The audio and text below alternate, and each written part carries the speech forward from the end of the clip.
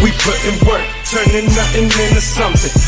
They feelings hurt, we turning nothing into something. Give a fuck if they don't like me, cause all this bread I count excites me. Turning nothing into something, nothing into something, turning nothing into something.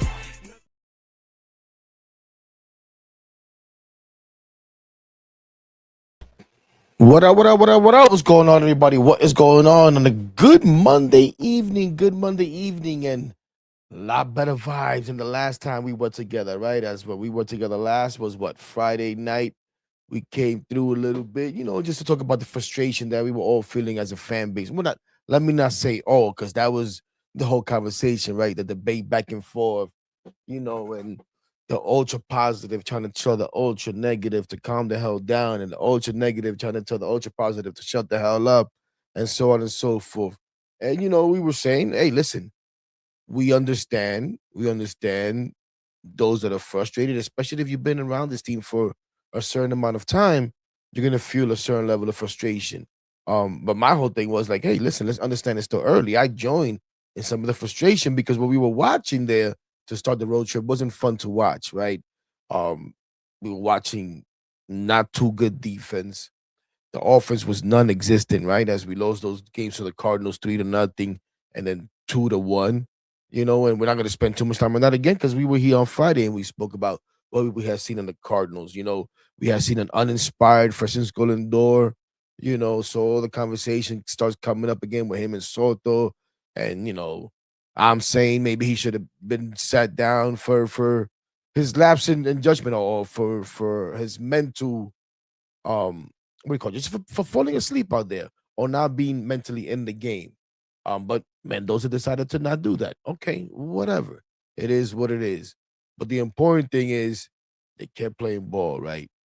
And although the fan base was going crazy and we don't really want to hear it, Mendy saying, hey, be all right, good at bat, so on and so forth. And we started to finally see that as the weekend came, and the first game with the Giants wasn't fun. It was more the same old, if I'm not mistaken, right? What was that, Thursday night? Let's see. Let's bring that up here as I forget. Yeah, as they lost 7-2, and we got our first poorly pitched game. Yeah, that's what happened Thursday night. We got our first poorly pitched game as David Peterson just didn't have it. David Peterson just didn't have it and struggled there through, I think he got 4 innings and probably shouldn't even been out there 4 innings. Maybe it was 5. Let's see. Because I remember I went to bed because I was like, if Peterson comes back out here for the 4th inning, I'm done. Bring Manai out here. And he came back out there, right? So, yeah, 4 in the 3rd. So he got into the 5th, which in my opinion was a little bit too much. And then we saw Manai come in there, and, there was conversation, right? There was conversation because Manaya's velocity, again, is not showing up.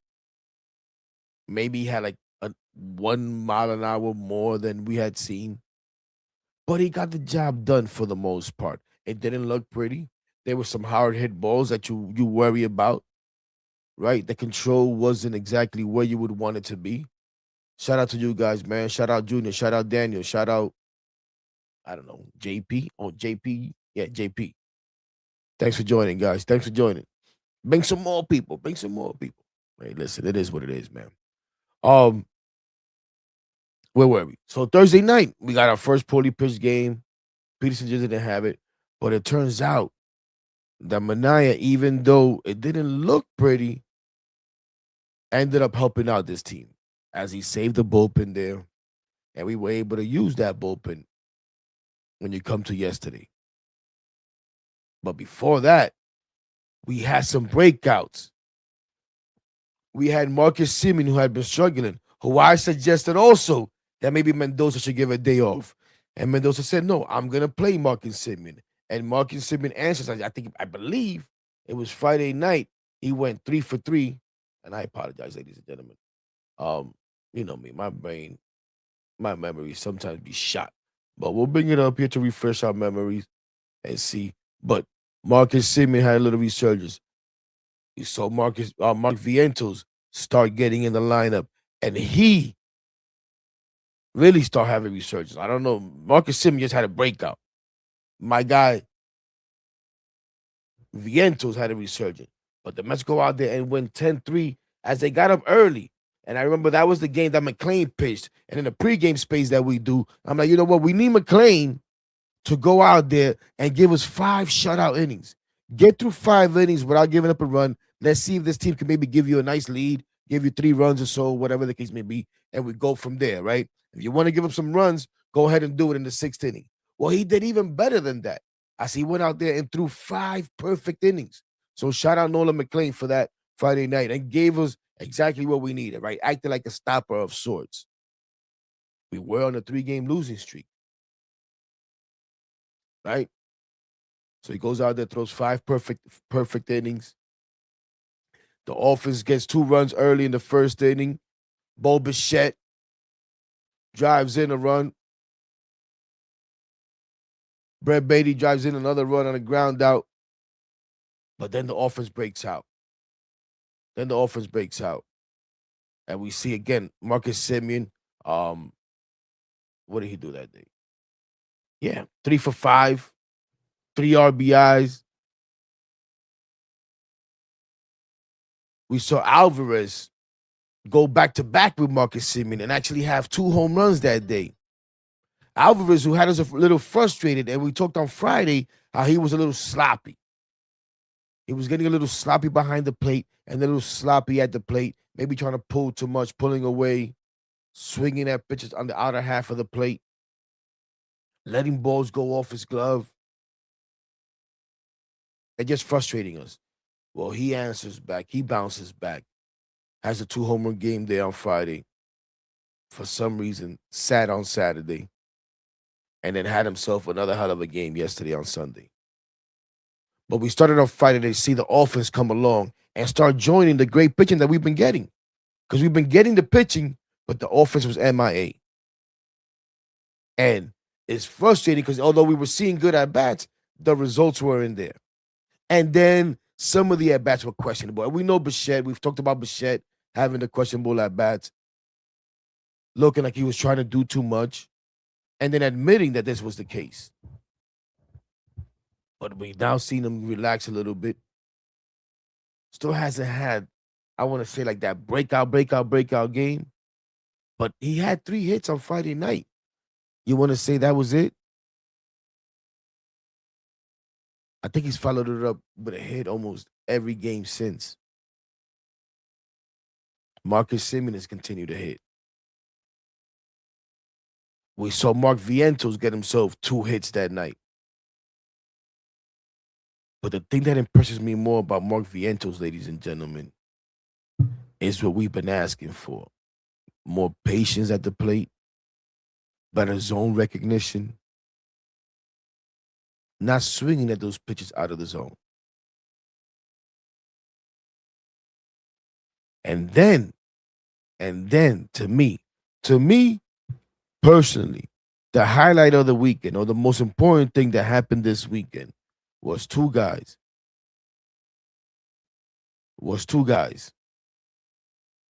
Mark Vientos and Luis Robert, who challenged a couple of cold strikes on them and had them overturned to balls, where we had already seen them having good at-bats and laying off those pitches. But if those pitches are cold strikes and stay as strikes, that not only does that change in that bat, right? But that could change the mentality, right?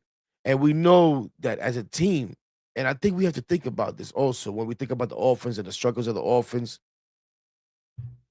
This is a team that now has new hitting coaches, is implementing a new philosophy. Things are being said a different way, even if some of the stuff is the same.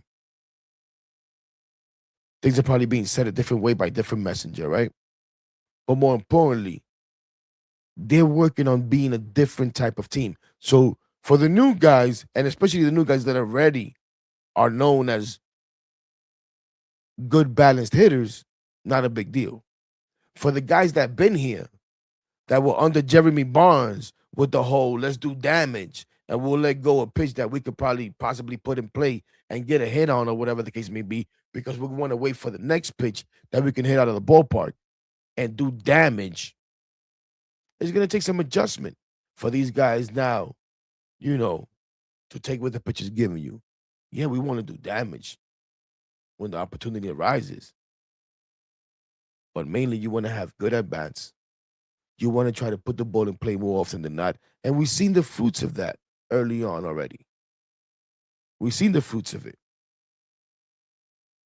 where the Giants weren't able to make certain plays, where we were able to just get an infield hit.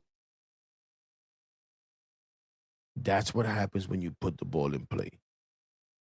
But we do have to give this offense time to adjust to the change from the old regime and the old philosophy that they were trying to do to now what we believe is a better philosophy and is a better way of hitting.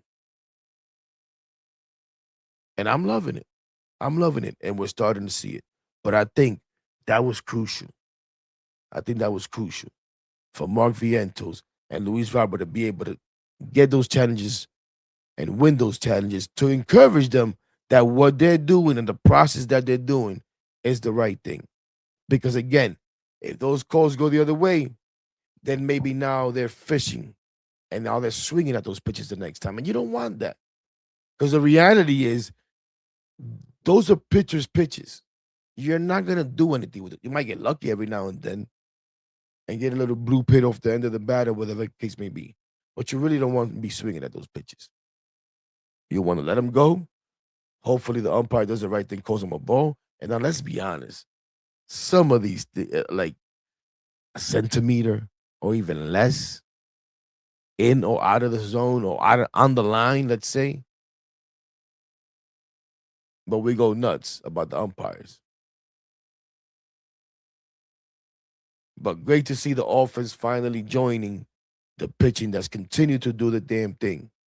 How about Kodai Senga, ladies and gentlemen? And here on Blunt Thoughts, first of all, we're flying solo tonight.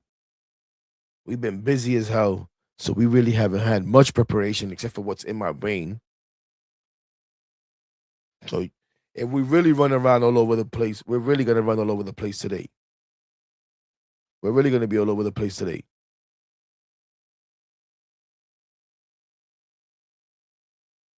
But how about Kodai Senga? With two very good starts. Yesterday, getting into the I think he got into the sixth. Did he get through six yesterday? I forget. And this was just yesterday, right? Let's see here. I don't know how the hell I'm just skipping all the way till yesterday. But since I brought it up, and just because it's been such a conversation with Senga, and should Senga even be on this team? And we know the Mets were looking to probably move on from him. And maybe he had an effect, maybe it didn't. He said he wanted to stick around. He ended up sticking around. Yes, he went 5 2/3 yesterday. Gave up the 2 runs there in the 6th inning before he was pulled out. But, man, if we can get Senga, and we talked about this in the preseason.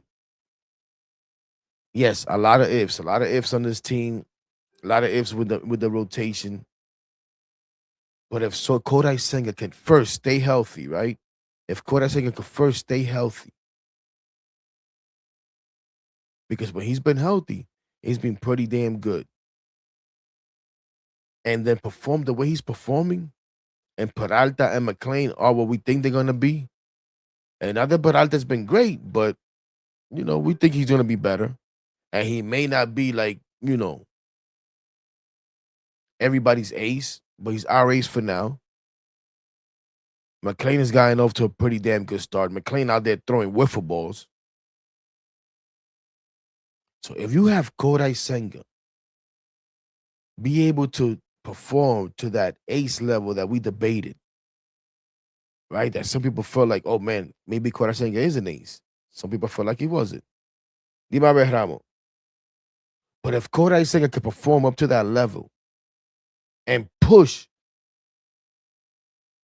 Peralta and McLean as an ace, right? He said it yesterday himself. He said, man, we have an we were deep. We have an opportunity to be really good if we're healthy. And he said, I don't want to fall behind. I want to be right there with these guys. I don't want to be the one to fall behind. That was great to hear, in my opinion. And listen, the guy has come focused, motivated, and so far so good. He's talked about it, and now he's being about it. Wow, shout out to the Knicks. Looks like they pulled off that victory. Good job. So I'm excited with what we've seen with Kodai Senga so far. Y'all know I'm super excited with what we've seen with Mark Vientos. A lot of conversation about Mark Vientos. A lot of conversation about Mark Vientos.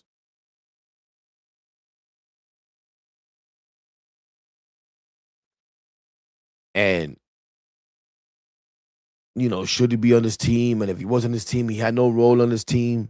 And to me, he sure as hell does have a role on this team. And his role is to hit. His role is to hit. And his role is to be that power back that we keep talking about that this team maybe lacks. Well, he's done exactly that. He's hit. Now, the power hasn't necessarily been there. Right? The power hasn't necessarily been there. But he's hit, and that power will come. But I actually like even more what we're seeing. Because he's being more of a hitter now. Like I said, he's not fishing. He's being patient. It was driving me crazy in spring training that I'm like, yo, dude, what do you have plans? You got a tea time? You're playing golf? What is it? Why you in a rush? Why you out here swinging that first pitch? And maybe even though Mendoza kept telling him, like, yo, dude, you don't have to worry about it. You made the team. Maybe he was pressing. Maybe that's what it was. He was pressing to make the team.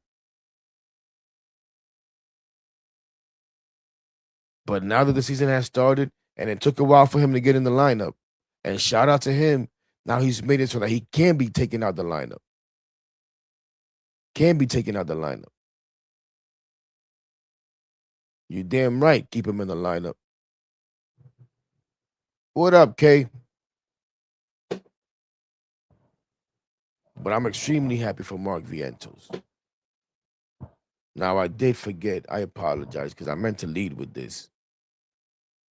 As good as the road trip ended, there were some things there, right? Both on the field and off the field. So let's go to the off the field real quick. And first, it was Polanco dealing with the Achilles soreness. And it's like, what are we doing here? Should we put him on the DL or not? Is he, hampered by it? There was the play where he hit the double, where most people felt like he should have gotten a triple, stand-up triple at that. That's basically what it was sounding from everybody.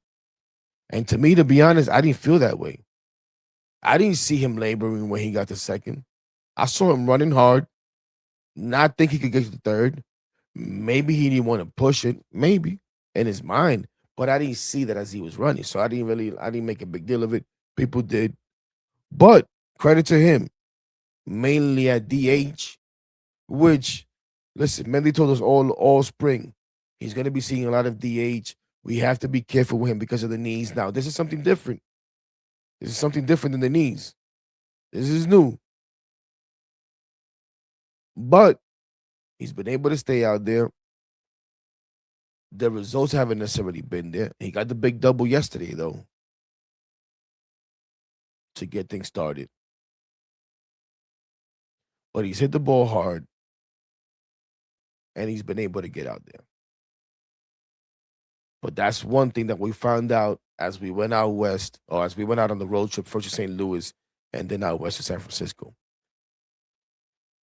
The other thing was, we saw, what was it, Saturday night? Was it Saturday night or Friday night? Friday night, because he's missed 2 games, I think, Saturday and Sunday. Friday night, Juan Soto pull up heading into third base a little bit. And turns out he has a strained calf, light strain, nothing too serious. At first, I didn't think it was anything so serious enough that they had him still stick around. I wasn't too happy about it. I felt like they should have put him on the IL every day. Shout out to everybody that want to tell me, hey, Hector, but it can be backdated. It can be retroactive, whatever the hell you want to call it. As long as he doesn't play. So what's the big deal? Well, to me, the big deal was there's 2 different ways of handling things, right?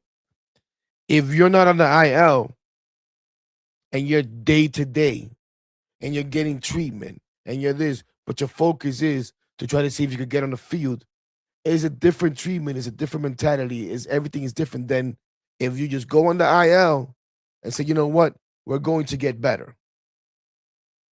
So first we're gonna do some rest, then we're gonna do some treatment, and then we're gonna ramp up to try to play. So that's why I felt like he should have always been on the IL. Well, today it came out that he is in fact going on the IL. I'm pretty sure retroactive to Friday night. But even though it's the only 10-day IL, they said 2 to 3 weeks. Listen, I'm gonna be honest. I'm pretty sure they're gonna be fans that are gonna panic, say, "Oh my God, what are we gonna do? How are we gonna replace Juan Soto?" This we don't gotta replace Juan Soto. Just gotta go out there and everybody just keep playing ball. Everybody just keep playing ball. If it takes 3 weeks, let it take 3 weeks. At least it's 3 weeks now, and not 3 weeks in the middle of a pennant race at the end of the season. Now, listen, we know every game is important. Games in April are just as important as games in September. I'm the first to say it. You can't win a division. You can't win a World Series. You can't make the playoffs in April and May. But you sure as hell can play your way out of it. Or you sure as hell can make it extremely hard for you to get in there. But there's no reason that this go out and keep playing ball. Listen, there's a lot of guys, there's a lot of players on this team that haven't done much yet. Francisco Lindor still going through his usual slow start. Bichette starting to heat up now. Polanco, like I said, even though he's hit some balls hard, some walks, really hasn't got going. Luis Roberts seems to now be getting going, but Luis Roberts has some big hits. There's really no complaint about Luis Robert offensively. Now we wonder where the Gold Glove is. Did he leave that in Chicago? Maybe you need to go get that. But offensively, Luis Robert is good.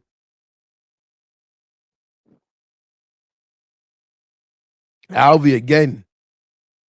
Is this finally the year? We've been talking about it. Is this finally the year that Alvy breaks out? So far, looking pretty good. Yeah, there's still some frustrating at bats where he gets too big, drives us a little nuts, and sure as hell he is sloppy behind the plate. I'm gonna keep saying that. He needs to clean that up, just like the third base coach needs to clean up whatever the hell he's doing over there. Isn't it funny, ladies and gentlemen? He sends Lindor, almost gets him killed. I forget who it was. Apologies if you're watching. Someone even suggested that maybe Lindor got concussed on that play at home plate. I hope that wasn't the case. Right?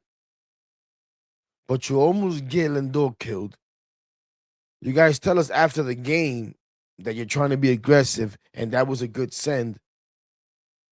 And then ever since, it seems like you're trying to be conservative. So what is it? You got to make up your mind. So Alvy's a little sloppy behind the plate. The third base coach. What's up, Joanna? Yeah, he got smacked. And he's had his head on the ground.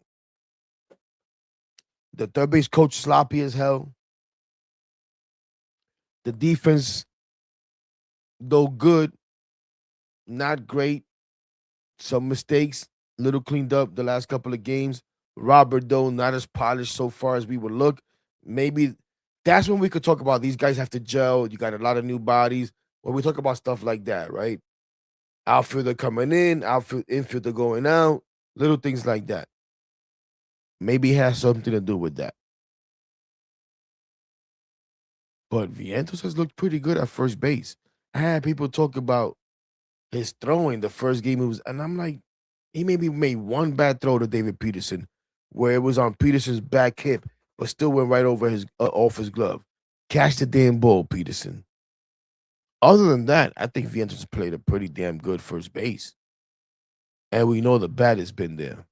I don't have it ready, so I shouldn't even say anything. Well, and we'll save it till later if we remember. Maybe we don't, because I want to have a little nice graphic for it.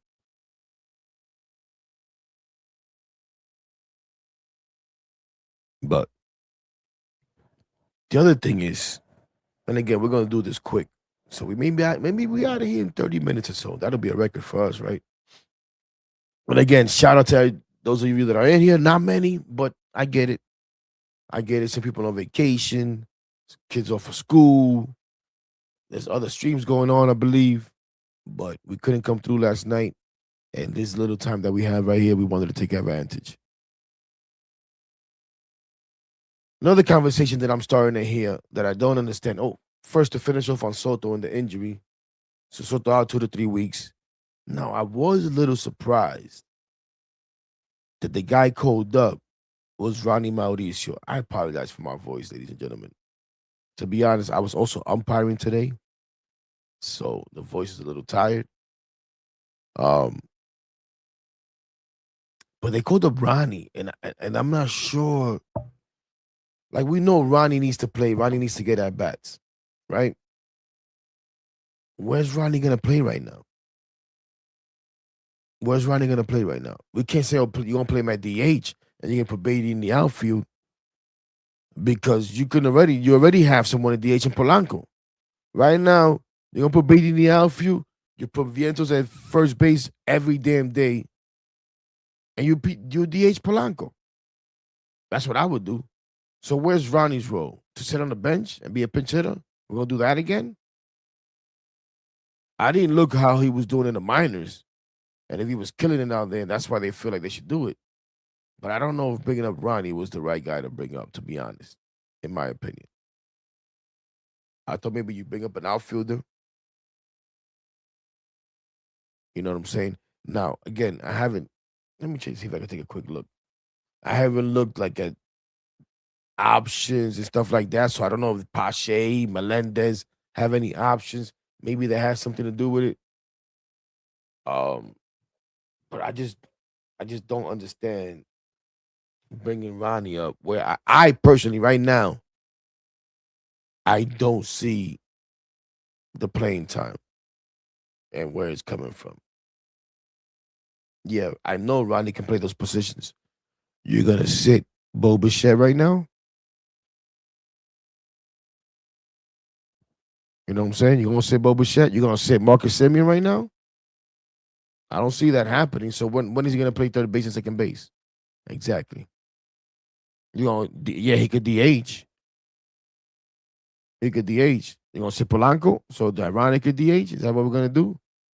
You're gonna sit the hot Vientos right now. When is Ronnie exactly gonna play? I know what he can play, but when is he gonna play those positions? That's what I want to know. And he's gonna play enough. He's gonna get enough at bats. Ronnie needs to play.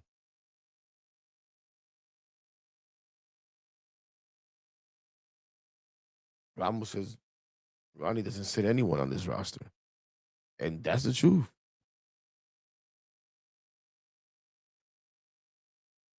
If you bring up an outfielder, it fits more what you need. And I don't give a damn when he plays. What part of Ronnie needs to play and not sit at the bench? Don't you understand? What's so complicated about that? Ronnie does no good by being on the major league bench, sitting and watching. So he could get maybe one at bat a week, or he could get one start a week, maybe. I'm sorry. Also, he could pinch hit. Another young guy learning how to pinch hit. I don't agree with it. Now listen, whatever. Hopefully it works out. Whatever Ronnie opportunities Ronnie gets, he handles them, and away we go. And away we go. And I would think that as soon as Soto's available, then Ronnie's gonna go right back down. Now, the only way that I would say that doesn't happen is, and we'll get out of here on this. And it's like what I was saying before. I'm hearing a conversation that I just don't understand, and it is New York Mets have played 10 games. I believe he has started 9, maybe 8 games, and then come off the bench because under Mendoza, nobody sits for a game. You got to come in no matter what, which I don't understand sometimes. But that is Carson Bench. Already starting to hear people saying you got to send Carson Bench down. And it makes no sense. And it makes absolutely zero sense. Now, I'll be the first to tell you the kid hasn't looked good at the plate for the most part.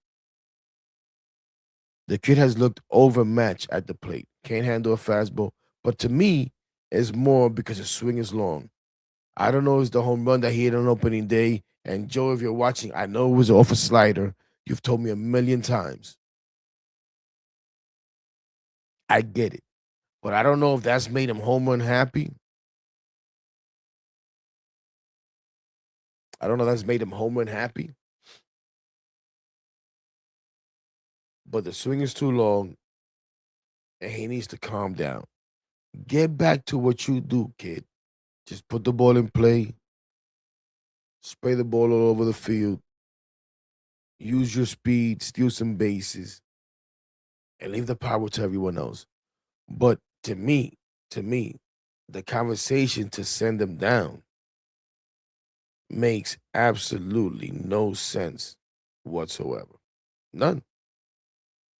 None. Not 10 games in. Not 10 games in. I mean, how many at bats does he even have? Let's see here. How many at bats does this kid even have on the year? 30 at bats. 30 at bats. To me, is not enough to be talking about sending him down. Now, again, it doesn't look good. 100 average, a 206 on base percentage. But he does have 4 stolen bases. So if he could get on, then he could use that speed. We just need him to calm down. Just need him to calm down. Now, I don't know. I would say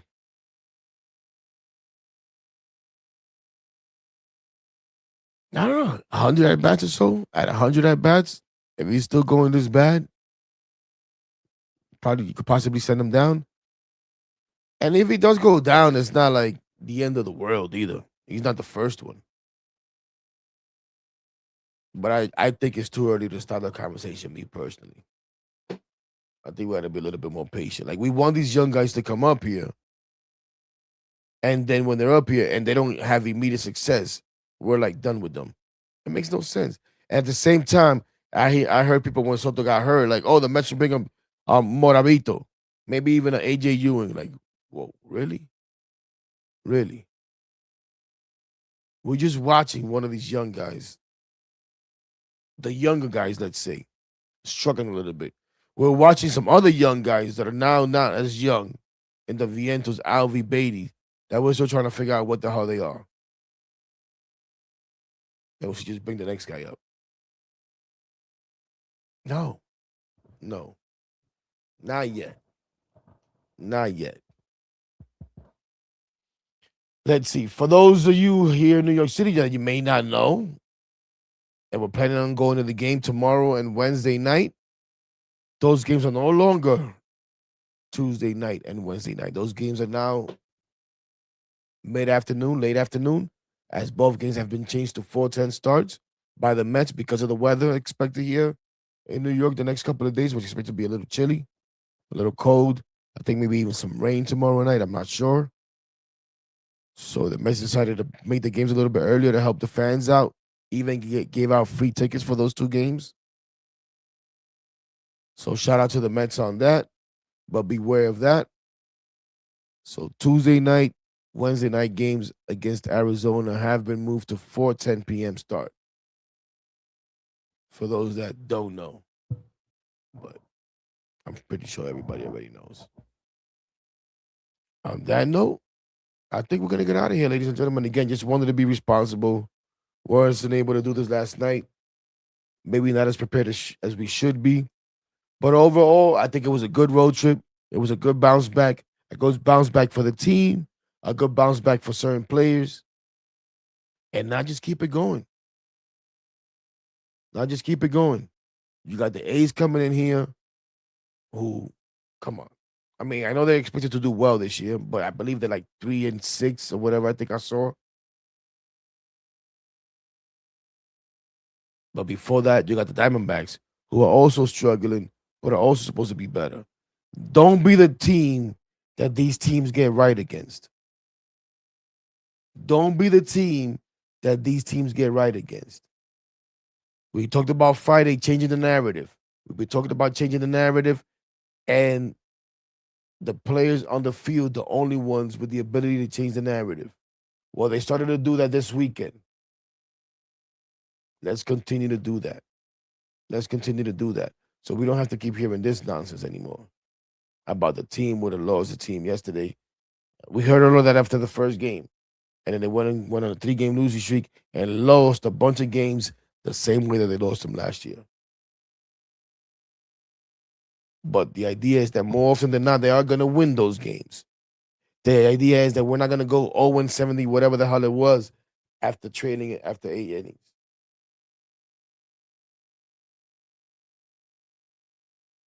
On that note, you already know what it is, man. Appreciate everybody. Thanks again for joining me. Those that watch back on the playback, I appreciate you guys. Thank you so much.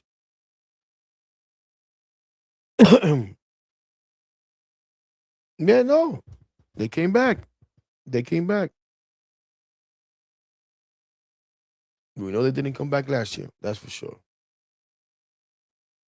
But let's have a good homestand here. Let's have a good homestand. Let's see if maybe we 4-2 in this homestand. Let's see if Vientos can keep this going. Let's see. We know he's not going to hit 400. He's not going to have a 1.42, whatever the hell it is, OPS for the year.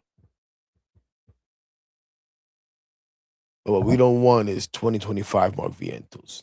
We want as close to 2024 Mark Vientos as we can get. And I think we're going to get that. I've been saying it all offseason when most of you were writing my guy Vientos off. And you know I'm feeling good about it now. And let's see if this pitcher can keep it going, man. Let's see if this pitcher can keep it going. All right, everybody. Have a good night, man. Appreciate y'all. You already know what it is, man. All day, every day. Let's go, Mets, baby. Peace.